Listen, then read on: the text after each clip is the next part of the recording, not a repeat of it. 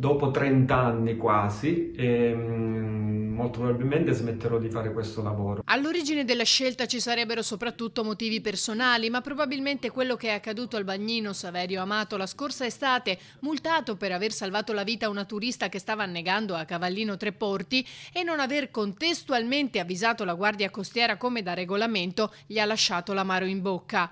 Anche oggi che la sanzione è stata archiviata, quindi non dovrà pagare i 1.032 euro, vicenda che ha sollevato non poche polemiche. Speriamo che questa mia vicenda sia d'esempio per rivalutare la legge, l'ordinanza in sé e per cambiare alcune leggi assurde su questo campo qua. La Capitaneria di Porto di Venezia ha svolto l'istruttoria dopo la presentazione della memoria difensiva da parte di William Dalla Francesca, presidente della società Turismo SRL che gestisce la maggior parte dei bagnini nel litorale, fino all'archivio della sanzione.